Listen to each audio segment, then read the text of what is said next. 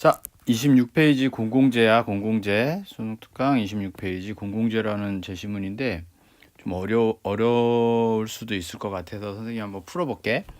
일단 공공재가 비경합적 특성이 있고, 비경합적 특성이 있고, 어떻게 해야 돼? 비경합적 특성을 갖고 있고, 비배제성 특성을 갖고 있어. 비경합적이다라고 하는 건 어떤 특정 인물한테 효용이 있다고 해서 상대적으로 다른 사람한테 효용이 떨어지지 않는다라는 거야. 뭐 공급의 어떤 특성 때문에 그런 거야.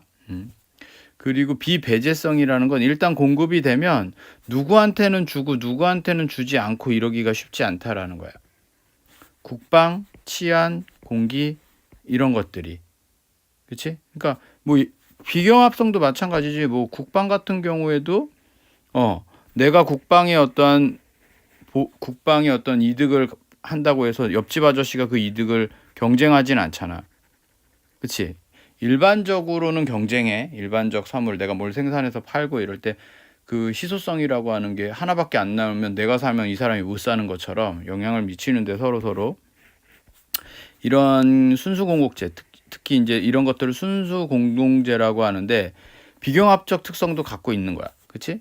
그래서 이 비경합적이고 비배제적성을 갖고 있는 순수한 특성을 가지고 있는 순수 공급재는 얼마만큼 그러면은 생산했을 때 사람들한테 도움이 될까? 이걸 묻는 거야. 얼마만큼 생산했을 때?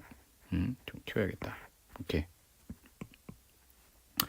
그래서 그러면 효율성의 조건을 어떻게 하냐면 그냥 답을 두 가지식으로 줬어. 한개 편익이 한개 비용과 일치하는 만큼 생산해내면 효율성이 제일 좋대. 효율성의 조건이라고 하는 게.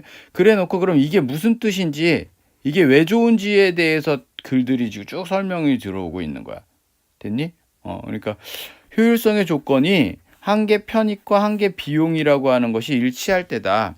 자, 그럼 한개 편익과 한개 비용은 뭐냐면 어떤 물건을 하나를 더 추가적으로 생산할 때 드는 비용이야.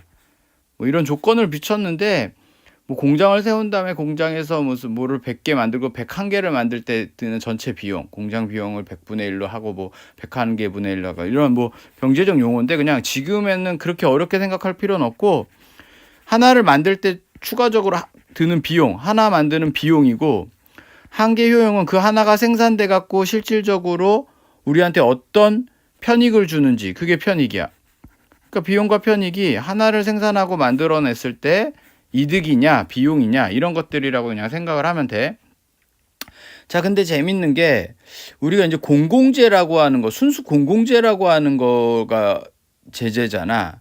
그러니까 우리가 사적재라고 하는 거, 우리가 뭐 연필을 만들어, 어떤 사람이 연필을 만들어, 그러니까 사적재를 만드는 거랑 약간 다르게 적용된다는 거야. 사적, 사적 재산, 사적이 아니라 사적재 이렇게 발음해야겠네. 공공재가 아니라 사적인 재화를 만들어낼 때랑 약간 다르다라는 거지. 그래서 어떻게 다르냐라고 하는 거를 수식으로 뭐 누구야? 세뮤얼슨 이 사람이 이제 얘기를 했어. 그래서 여기 MB라고 하는 거, MB는 개인적 한계 편익이야. 적어줘도 좋을 것 같아. 개인적 한계 편익. 하나를 만들었을 적에 이득이 되는 거. 개인이 느끼는 그러니까 편익이야. 그럼 사회적 한계 편익이라는 건 뭐냐면 S자가 붙었잖아. 사회적 한계 편익이라는 건 개인 A, B, C, D, E 얘네들이 느끼는 한계 편익을 다 더한 거. 이걸 시그마라고 하는 거. 시그마에서 MB, I라고 표현을 했는데 다 더한 거야. 그치? 그러니까 이 사회적 한계 편익이라고 하는 게 결국에는 이 한계 비용이야.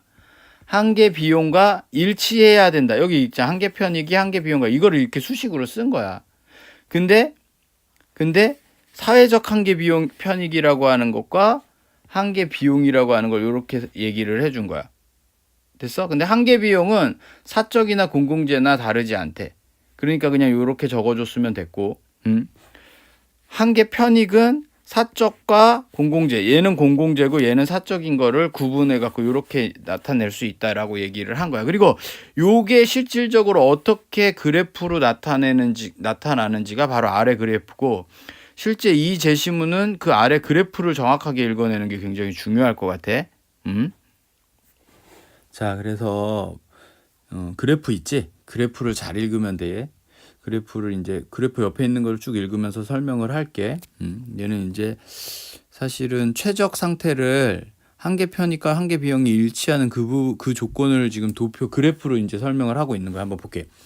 순수 공공재의 최적 생산량은 공공재에 대한 수요 곡선과 공급 곡선을 이용해서 쉽게 구할 수 있는데, A, B, C 세 사람만 사용하는 공공재가 있다고 가정해 보자. DA, DB, DC는 A, B, C가 공공재에 대한 수요 곡선을 나타낸다. 자, 봐봐. 얘는 보이지? DA, DB, DC 이게 사람들이야. 얘네가 쓴 곡선이 저기 뭐냐, 공공재에 대한 수요 곡선이야. 수요 곡선이고, 자, S는 공급 곡선을 나타낸대. 이게 S잖아. 이게 지금 이렇게 누워 있는 얘가 공급 곡선이야. 공급 곡선이야. 각 생산량에 대하여 수요 곡선에 따라 결정되는 가격은 편익이고, 그러니까 얘와 관련되고, 만약에 얘가 Q1에서 해서 1로 쭉 가면 P1이야. 이게 뭐 1,000만 원, 2,000만 원 이렇게 해자. 이건 3,000만 원이고, 그러면 봐봐. 1,000만 원, 2,000만 원, 3,000만 원이면 얘가 실질적으로 얻는 이익이야, 편익이야. 수요 곡선과 관련된 거는 얘도 이제 수요 곡선이거든. 자, 수요 곡선과 관련된 거는 편익이야, 이득이고, 공급 곡선과 관련된 애는 뭐야? 비용이야. 오케이? 그러니까 얘는 지금 요렇게 편익을 얻고 비용은 요만큼을 2천만 원을 지급하게 돼 있는 거야, 사실은. 됐어? 자, 그래서 계속 해볼게. 공급 곡선에 따라 결정되는 한계 비용을 의미한다. 한계 비용이 일정하다는 가정 아래 공급 곡선이 수평으로 되어 있다. 얘가 이렇게 누워 있는 거지, 지금. 왜 그러냐면 순수 공공재는 소비자의 수가 증가하더라도 기존 소비자가 얻는 혜택은 감소하지 않아. 공공재의 비경합적 특성 때문에. 얘가 누워있는 이유를 비경합적 특성이라고 설명을 해준 거야. 비경합적 특성으로. 그치? 자, 그래서 예를 들어 Q1의 공공재가 생산되면 A는 Q1의 공공재가 생산되면 A는 P1만큼, 그치? 1,000만 원을 이렇게, B는 P2만큼, C는 P3만큼 얻은 거야. 이해되지? 그리고 이 그래프는 그럼 뭐냐면, 이 그래프는 이걸 더해버린 거야. 그냥 아주 그냥 물리적으로 더해버리는 거야, 한계 편익을. 그래서 따라서 어디 갔어? 공공재가 생성되면 편익을 얻고, 사회적 한계 편익은 이거를 합친 값이 되는 거야. 그러니까 이게 만 1,000만 원, 2,000만 원, 3,000만 원이면 얘는 얼마겠어? 이렇게 더해. 1,000만 원, 2,000만 원, 3,000만 원 이렇게 더해야 돼, 그래프. 이렇게. 오케이? 그러면은 얼마야? 6,000만 원이 되겠네. 됐지? 이해했어? 자, 그렇게 해서 더하면 요 그래프처럼 나오는 거야. 요게 이제 그거를 더해진 값으로 딱 했더니 요렇게 선이 형성되더라는 거야. 얘는 편익이야, 편익, 이득.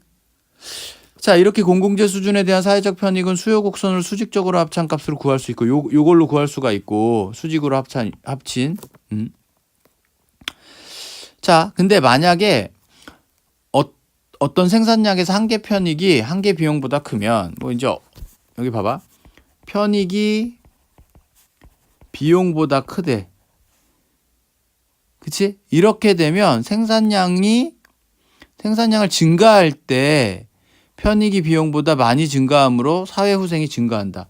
생산을 증가시켜야 돼. 그래야 후생이 증가해. 또 거꾸로 편익과 비용이 더 커지면 생산량을 줄여야지. 그래야 후생이 좋아져. 자, 이거를 기역이라고 그러고 이걸 니은이라고 할게. 그러면 봐봐. 기역의 상태는 어떤 상태냐면, 사실 답은 정해져 있어. 답은 어떻게 정해져 있냐면, 답은 2점으로 정해져 있는 거야. 여기로.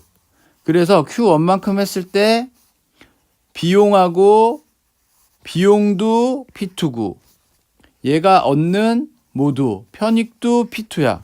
그러니까 이건 생산량이니까 이게 500개, 1000개를 생산할 때 1000개를 딱 생산했을 적에 무조건 많이만 생산해도 좋은 게 아니라는 거야. 그럼 봐봐. 일단은 첫 번째 편익이 비용보다 클 때를 봐봐. 편익이니까 수요 곡선과 관련된 거니까 클 때는 이쯤 되는 거야. 여기가 기억인 거야. 이렇게 봤더니 어떻게 P3나 P4라고 하자. P4만큼 큰 거야, 얘는. 대신 비용은 어딘데? P2잖아, 계속. 요 상태야. 기억인 상태야. 기억인 상태가 여긴 거야. 여기가 기억인 거야, 여기가. 이렇게 되면 생산을 많이 해야지. 편익이 크니까 비용보다 생산을 더 해야 된다고. 이쪽으로 가는 게 더 하는 거야. 화살표가 이쪽으로 가는 게. 됐어? 그러면 후생이 더 증가하니까. 근데 이걸 한두 끝도 없이 가면 안 되는 게 여기가 니은이야. 요 점이. 니은에서 딱 보면 이렇게 되는 거야. 자, 그럼 니은의 상태는 봐봐. 여기서 해서 요거 비용이잖아. 비용이 편익보다 더 큰 상태야. 편익보다 비용이 더 큰 상태야. 요게 니은이야. 여기가 니은이야. 보여? 그러면 생산량을 줄이는 거야. 이쪽으로 가는 게 주는 거야. 이쪽으로. 그치? 줄여줘서 결국엔 요 점을 맞춰주는 거야. 요 점. 우리의 답은 요 점이라고. 요 점을 맞춰주면, 그치? 가장 이상적인 여기서의 답이 되는 거라고. 되니? 그래프를 좀 봐야 돼. 그래서 이게 기억점이라는 걸 알아야 돼. 다시. 만약 여기다가 기억을 여기다 넣는 거야.